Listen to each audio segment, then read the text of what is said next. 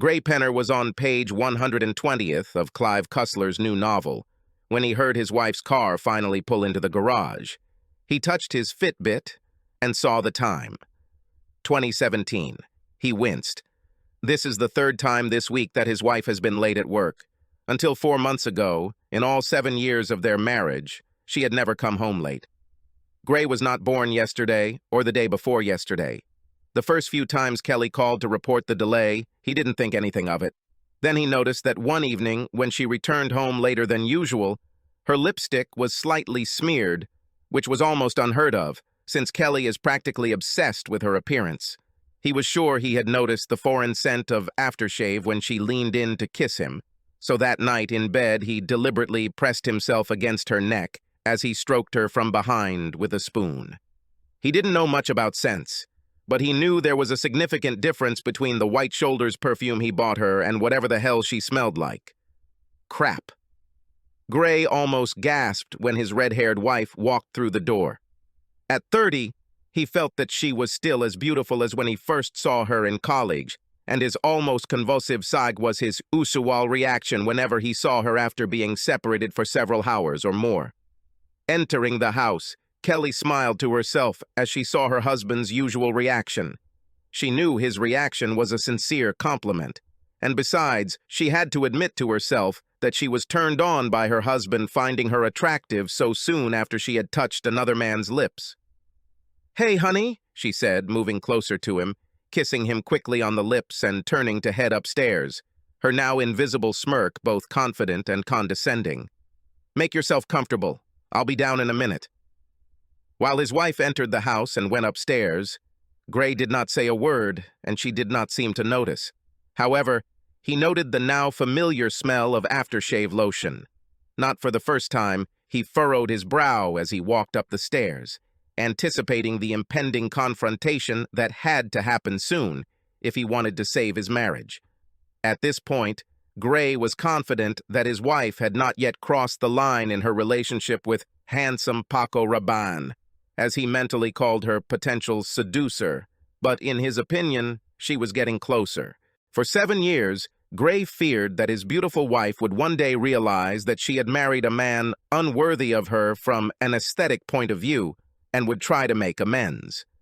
Gray did not consider himself an ugly man, but in his opinion, he had an average appearance and could not compare in any way with his stunningly beautiful wife. The snake that invaded the Garden of Eden was named Johann Wegmann. Kelly worked as an assistant vice president for an international telecommunications company. Johann was a well-built 40-year-old blonde man who had moved to work from the company's headquarters in the Netherlands about 6 months ago.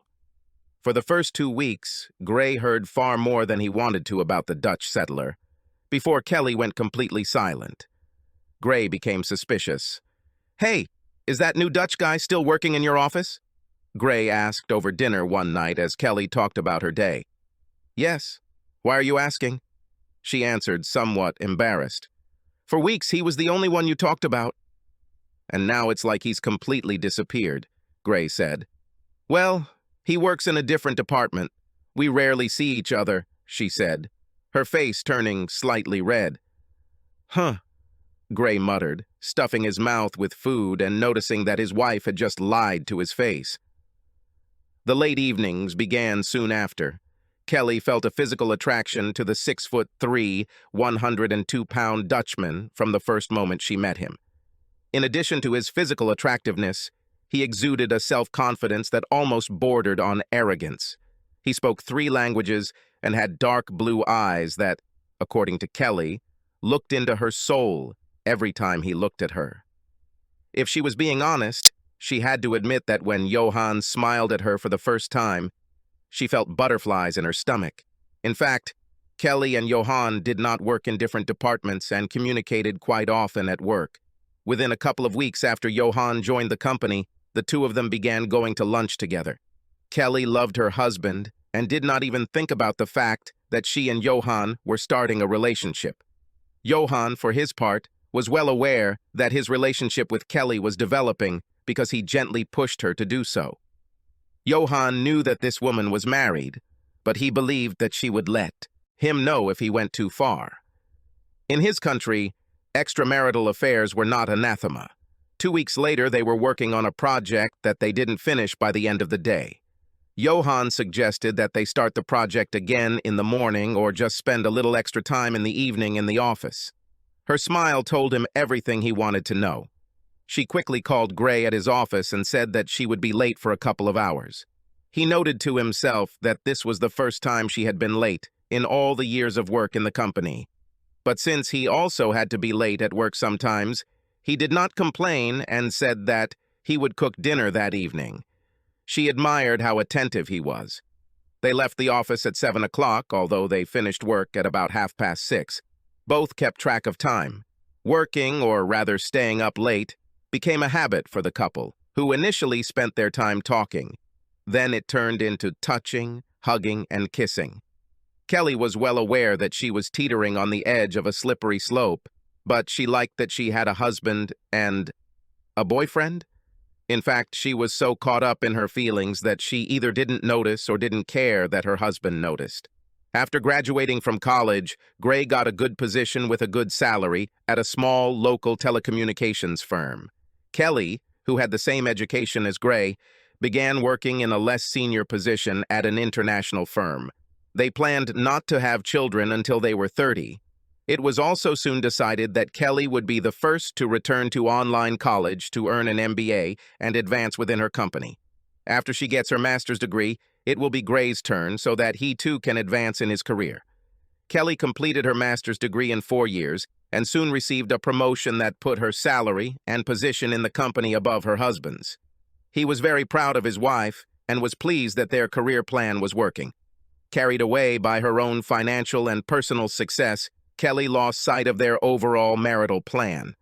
When it was Gray's turn to get a master's degree, she said they should instead use the money to buy a house in which to raise their children.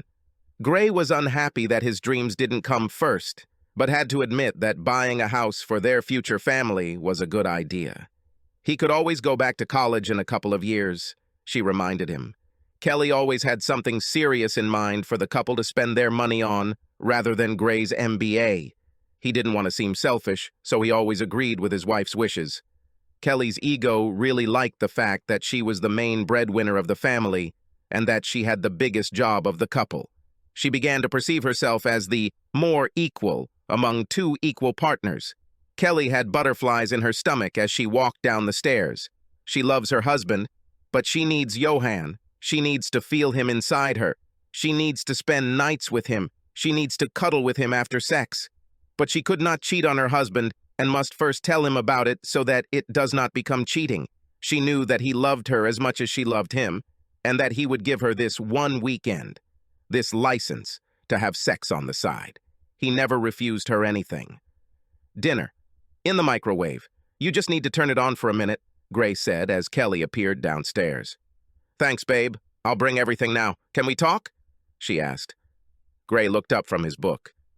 Dirk Pitt. Will have to wait? Gray realized that Kelly had something important to say. Did this have anything to do with what he wanted to talk to her about soon? I want a free pass this weekend, Gray, Kelly said hesitantly but clearly. Gray froze in his place on the couch. His brain began to work intermittently. He hoped he didn't look as dazed as he felt. He felt like his insides wanted to burst out. Sorry? He asked, realizing that he had actually heard his wife correctly. I need to spend the whole weekend with Johann Wegman, she replied. We have feelings that need to be tested. Once. Only one. I love you, Gray. Not him. And after this weekend I will come back to you and spend the rest of my life showing you how much I love you.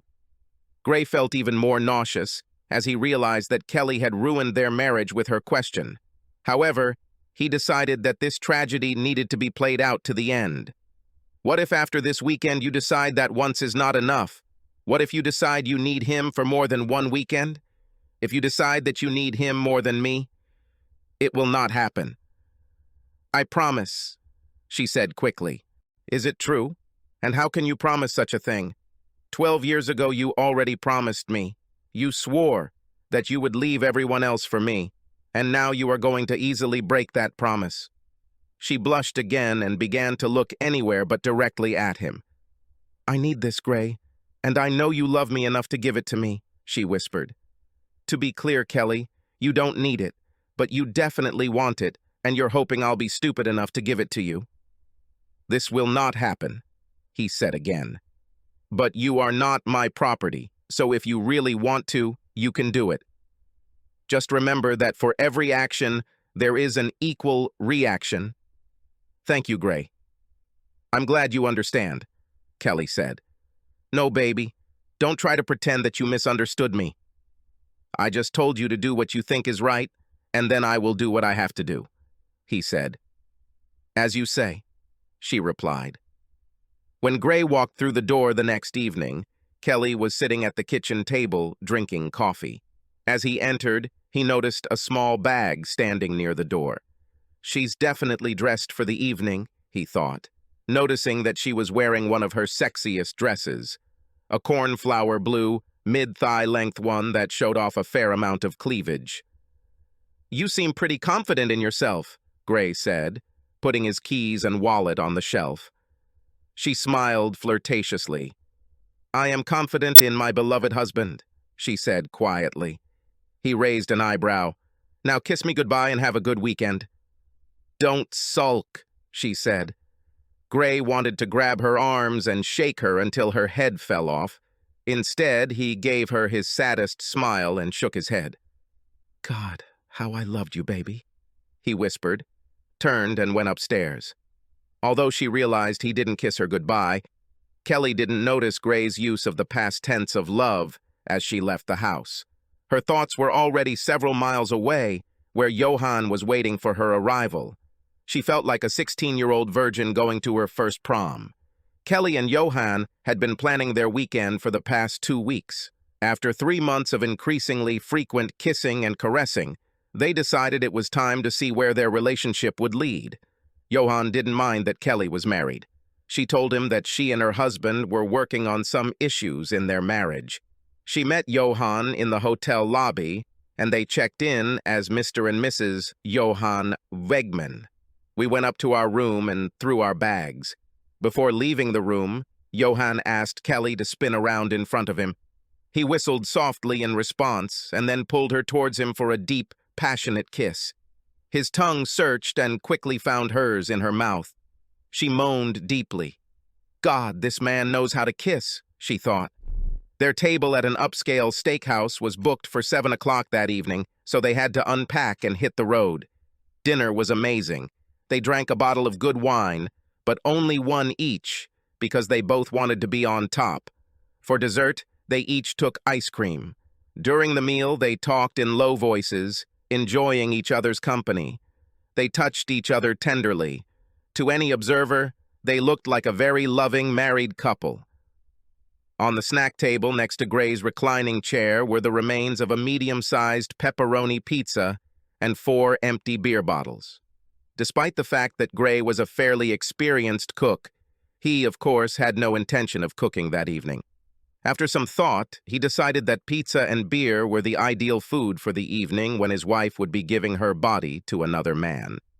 After finishing his meal, Gray went upstairs to the bedroom with several large garbage bags. He spent the next 30 minutes haphazardly bagging all of Kelly's clothes, then went downstairs and piled them up by the front door. He handled the jewelry and toiletries a little more carefully, putting them in a box and also placing them by the door. Somewhat satisfied and indescribably angry, Gray went downstairs, put the DVD in the player and sat down to watch his favorite movie of all time, the Mel Brooks classic, Young Frankenstein. Kelly and Johan barely had time to return to their room when he pressed his lips to hers. She grabbed him by the neck and they stood there for about a minute, kissing passionately. From what she saw through the pants of his suit in the office, Kelly believed that Johan's assets were a little larger and thicker than her husband's, especially considering Johan's size advantage. He was 15 centimeters taller than her husband and 18 kilograms heavier. Johan studied Kelly's body very carefully, slowly removing her clothes, kissing her neck, shoulders, and chest as they were exposed. Finding herself completely naked, Kelly reached for Johann's belt with trembling hands. Everything happened too quickly, much faster than she expected. Johann praised his partner very much as they lay intertwined, but did not make a single move to satisfy his partner.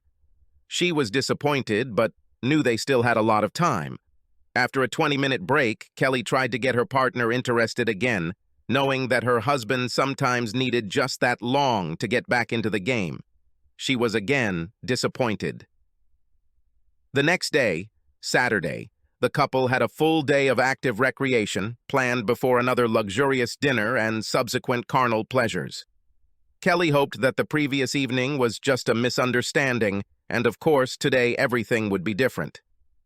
Gray spent the entire Saturday afternoon alone, not even turning on the TV until the sunset. No matter how he looked at his dilemma, he saw no way to remain married to his wife. He knew he still loved her. It didn't go away overnight.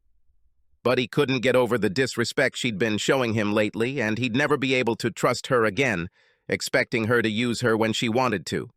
Some other guy will again demand free passage.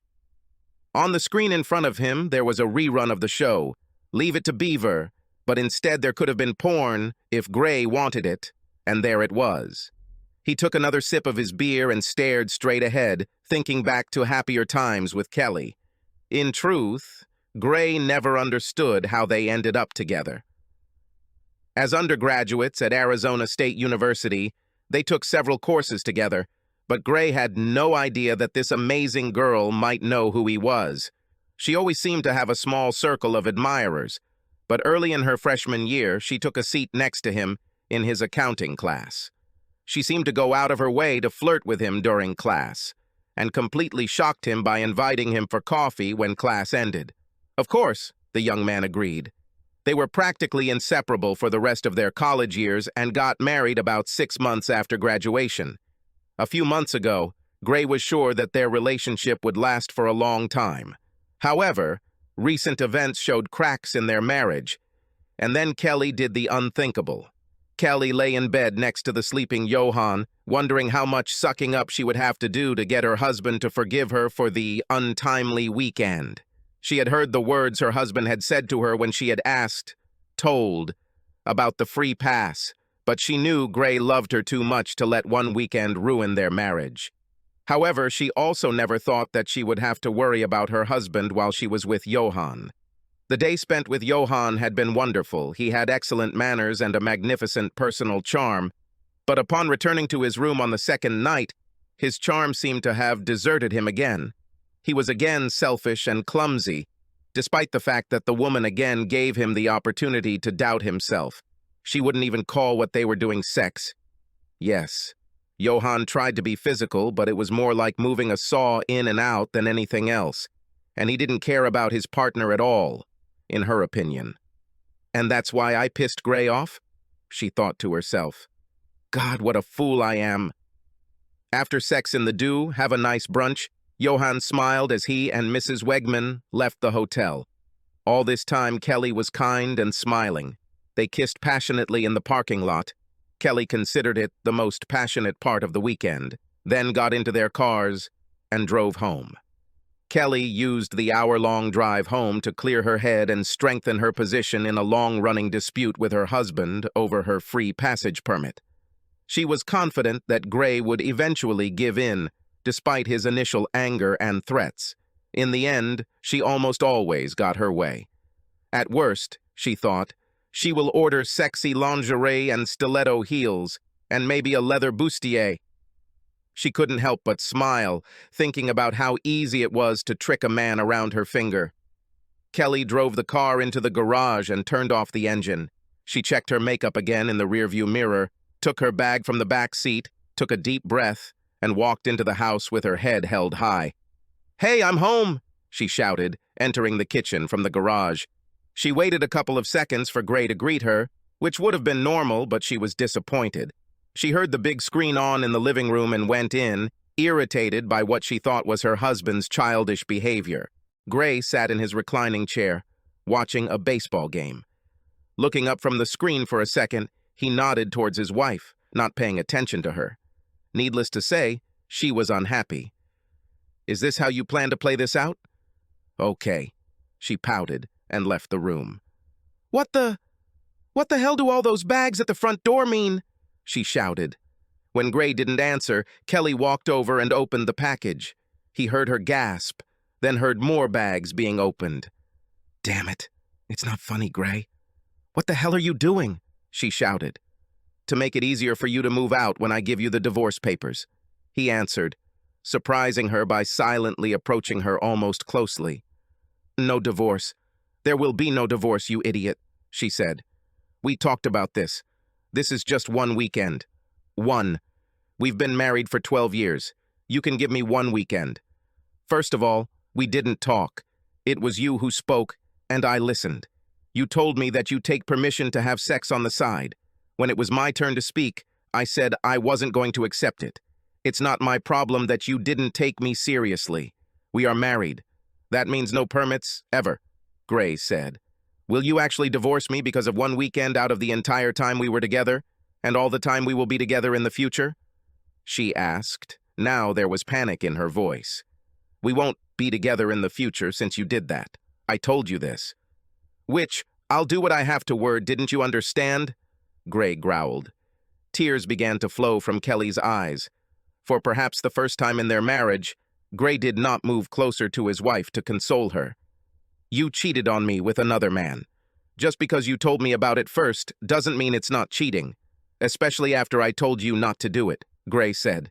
"You didn't tell me not to do it. You said I could make my own choice," she said, trying to turn the argument in her favor. "And be responsible for the consequences of your actions. It seems you can only remember what you want to remember," Gray said. Kelly literally stood still for several seconds, looking at her things in the bags. She was breathing heavily. "Well, I'm not moving out. This is my home, too," she said. "Okay, but since your things are already packed, you can move your junk to the guest room." "I'm staying in the master's room," Gray said. "Okay," she grumbled and carried the bags up the stairs. "Will you help me?" "I've already done my part of the work," he answered. "I've collected my things." Gray returned to the living room and continued watching the baseball game. He heard his wife stomping up the stairs and muttering something. Finally making it downstairs, Kelly plopped down on the living room couch and began flipping through the Sunday newspaper that Gray had placed on the end table next to where she usually sat. She began flipping through the newspaper noisily, making sure it crackled every time she turned a page or changed position in her seat.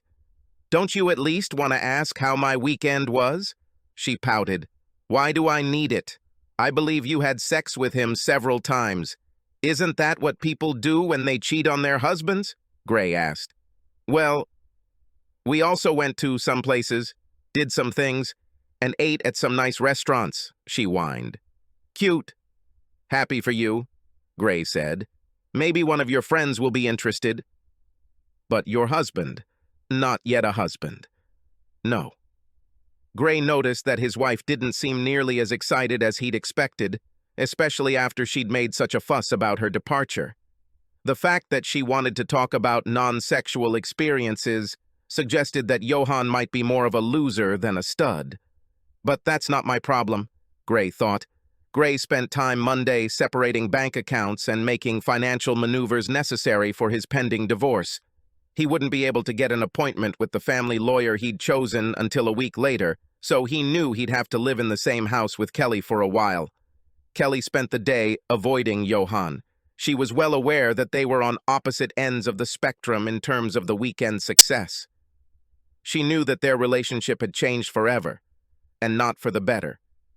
She really wanted her husband to understand this and return to her, so that with Gray's help she could ward off Johan's future advances. Kelly's life suddenly became very difficult. Kelly was wondering what to do, talk to Gray again or just move on as if nothing had happened, hoping that her husband would eventually cool down. She chose the second option as the path of least resistance, not wanting her husband to call her a cheater again. After some time spent looking at the situation from all sides, Kelly was forced to admit that the word cheater sounded much more accurate than loving wife. She shook her head sadly, wondering if she would have looked at the situation differently if her weekend had been a resounding success rather than a dismal failure. Gray didn't say a word to Kelly when he returned from work and when they sat down to dinner. When he finished eating, he mumbled a quick thank you and cleared away his plate. "Sorry, Gray." "I'm so sorry," Kelly whined as Gray walked into the living room. "After all these years, I thought you loved me enough to give me a weekend." "Do I love you enough? I would think that after all these years you would love me enough to not ask permission to cheat on me," Gray said. "How selfish and deluded do you have to be?" The next day at work, things went even worse for Kelly. 5 minutes after she entered her office, one of her best friends at the firm walked in and closed the door, which was not a very common occurrence in the office. "Please tell me you didn't spend the weekend with the Dutch Thor," Emma LaSalle asked in a half-whisper, even though the door was closed. Kelly's eyes opened wide. "Was he bragging?" "No, no, no," she croaked, her face contorted with shame and anger. "I suppose if it doesn't come from you, it does from him," Emma said, "but I didn't hear it from him. I heard several girls whispering about it in the break room while I was drinking coffee. If they are whispering at 8 in the morning, then by noon, the whole office will be talking about it. Now this can no longer be hidden." Kelly put her head in her hands. Emma watched as tears fell onto her desk. "Yes, you have become that special one that all women hate, and every guy now wants to get his piece. Well, was it good?" she asked, raising her eyebrows. "This is the biggest problem. Did not have. I made my husband very angry and for—" "What?" she asked. "Johan is big, handsome, charming, and an absolute dummy in bed. He's barely bigger than Gray, and in bed he's not even half the man he is, but he considers himself God's gift to women." Emma's shocked look turned into one of concern. "So, how much time and apologies does it take to win back your husband's affection?" Emma asked, without the slightest hint of a smile. "I wish it were that simple," Kelly replied. "Gray constantly talks about divorce, 7 years together, and he keeps talking about divorce, directly. No, I'll think about it. No consultations, nothing. I thought he would just be angry, but he is beside himself with rage. I've never seen him so reckless. But I warned him. Yes, but if he didn't approve of it, your warning means nothing. You're a smart woman and you really can't deny that you knew how this could end," Emma said. Coincidentally, Gray said almost the same words to Kelly 2 weeks later when she called in tears after being served divorce papers at the office. "You told me I could have sex with him." "He said I could," she sobbed into the phone. "No, I told you that this is your choice, but it will have consequences. You got what you wanted, and obviously, it didn't matter what I wanted," Gray said.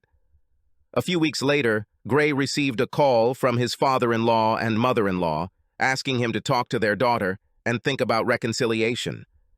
Gray loved his relatives and always got along well with them, so he tried to gently disappoint them. "She says she made a mistake, and you don't want to talk to her. You don't let her explain everything," his father-in-law harshly accused. "You're above this, Gray. Did she make a mistake? Did she really call it that?" Gray said this with more than slight irony in his voice. "Well, she never actually told us what the mistake was, but after 7 years, don't you think you should show her some courtesy?" said Ken Clayton. "She didn't tell you the whole story, Ken." "I wouldn't call it a mistake that she gave herself permission to have weekend sex with a coworker. I warned her there would be consequences," Gray said. "Oh, no, no, she couldn't be that stupid," Ken cried. Gray did not consider it necessary to respond to what he was sure was a rather rhetorical remark. I'm really sorry," Ken said.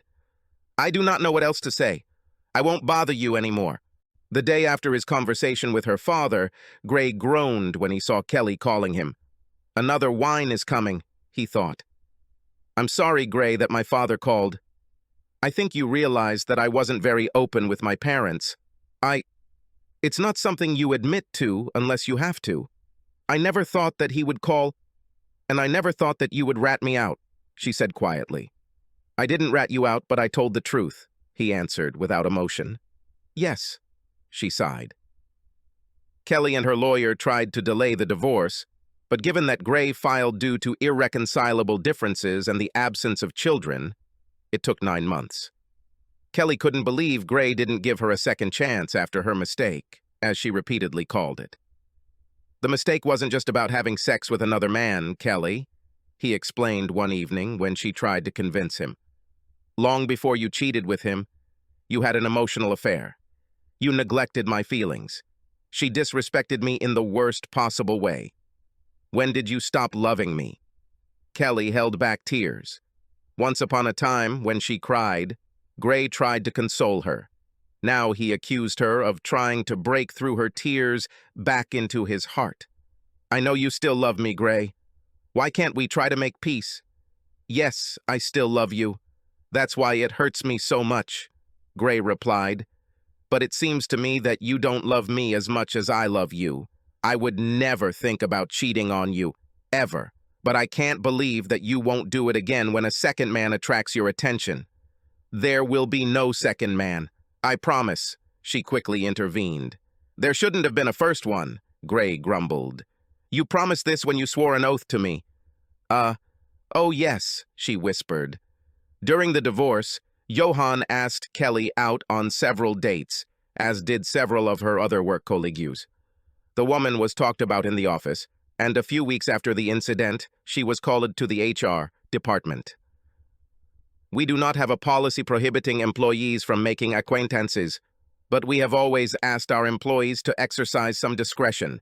If half the male employees are talking about how you spent the weekend, playing family with Johan Wegman, and half the female employees are talking about who's next on your list, that's not a good situation. If the fuss doesn't subside, you may be asked to move to another office. I've been told that Maine is very beautiful this time of year, the HR director said. A day later, Johan again found himself in Kelly's face and asked the woman on a date. After the HR director's warning, she was not in the mood. Well, baby, your husband is divorcing you. We won't even need to leave town for the weekend, Johan said. Don't you understand the hints? She snapped. I ruined my marriage for mediocre sex that I just wanted. Mediocre sex. I was such an idiot. Now go away, Kelly screamed. 2 weeks later, Kelly agreed to move to North Carolina. By the time she left, everyone in the company knew that Johan was not the stud he thought he was. A month later, Johan transferred again to the Amsterdam office. He is handsome, fit, and every Saturday morning he walks through the aisles of the grocery store as if he were sluggish, as she noticed from a couple of meters away. He never seemed to notice her, which was the norm in her life. Margaret Scanlon, known to her close friends as Peggy, worked as a 5th-grade teacher at a local elementary school. Her appearance was average. Her physique, as she considered it, was average, which meant she had nothing to attract a handsome, obviously lonely man. She is 29 years old, and in a few weeks she must cross the threshold of 30, with no prospects of leaving bachelor life anytime soon. Peggy wondered how a man as attractive as him could still be single. He looks to be about 30. He doesn't come across as a player, and he looks lost, perhaps broken. Graypenner doesn't have a wedding ring on his left hand, but Peggy knew he was single before she even looked at his hand. The items in his cart said everything about his marital status. Pop-Tarts, frozen pizza, macaroni and cheese, beer, and grilled meats. Nothing says singleness, and maybe even divorce, like these products. Many people call Peggy Mouse. She has short, wavy, light brown hair, large brown eyes, and light, almost pale skin. She was 5'5" tall, had average breasts, decent legs, and what she considered her best feature, a muscular round ass. Personality-wise, she would describe herself as a quiet person. In college, her friends considered her an ideal partner, thanks to her friendliness, loyalty, and ordinary appearance. She had first noticed the man while passing by a few months earlier. For some reason that she still can't figure out, She continued to notice him, and about 2 months ago she started paying closer attention to him. Although it was completely out of character for her, she considered introducing herself to him. If only, "I know this may seem a little cavalier, but I am Peggy Scanlon. Would you like to have a cup of coffee with me?" Peggy asked a few weeks later, approaching the man. Gray stepped back and looked closely at the woman who had just verbally addressed him.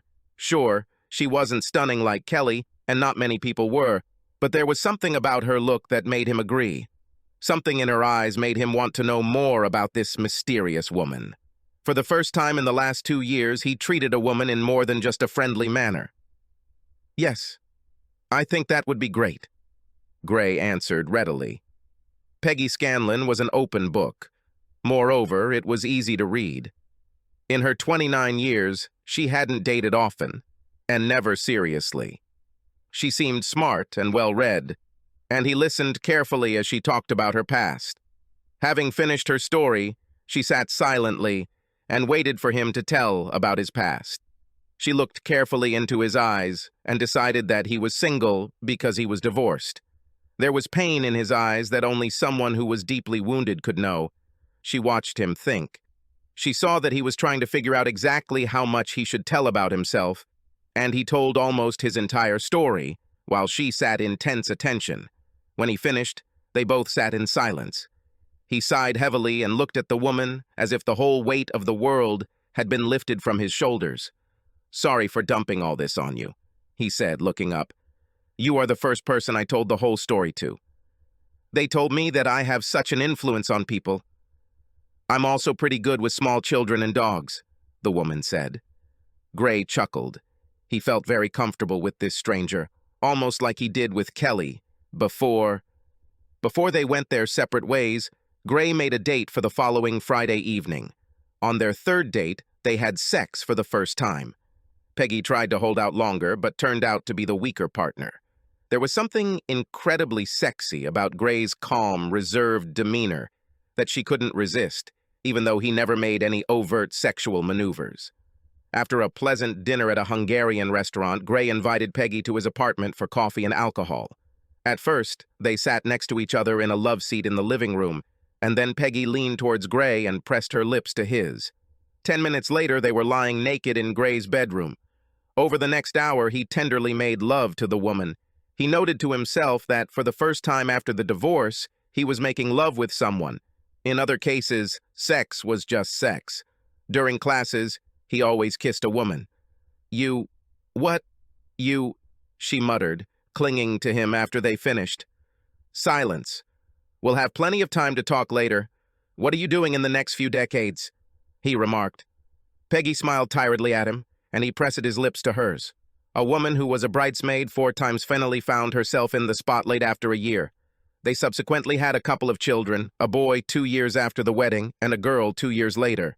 Unlike her predecessor, Peggy never forgot her vows.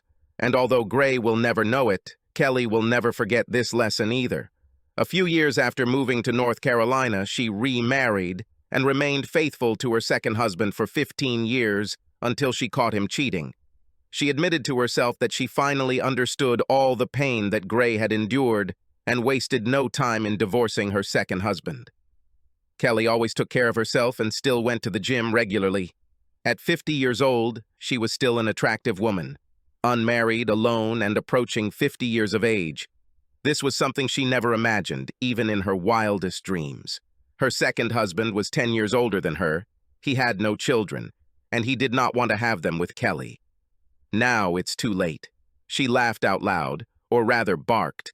Gray wanted 2 children, she wanted 3. So, by this time, all 3 of the couple's children would already be in their teens. She and Gray would attend various school and community events, sports, music, parenting. Both high school and college graduations are just around the corner, followed by weddings and grandchildren. And all this was lost, for the sake of mediocre sex. What a dumbass she was. She shook her head sadly for what must have been the 1,000th time. A few months later, on the other side of the country, Gray and Peggy Penner, along with their 15-year-old son Reggie, sat in the gym of the local high school and watched their 18-year-old daughter Phyllis receive her diploma. Peggy squeezed her husband's hand, and they exchanged glances with happy tears in their eyes. Gray leaned over and gave his wife a quick peck on the lips, causing his son to wince in teenage embarrassment. "Well, that's enough, you two. Not here, and not now," he whined. The parents smiled at him, then at each other, and both raised their eyebrows. Subscribe to our channel so that your second chaff doesn't cheat on you, and go ahead and listen to the next story, because this story is nothing compared to the next one. If you're under 18, don't even think about listening to the next one.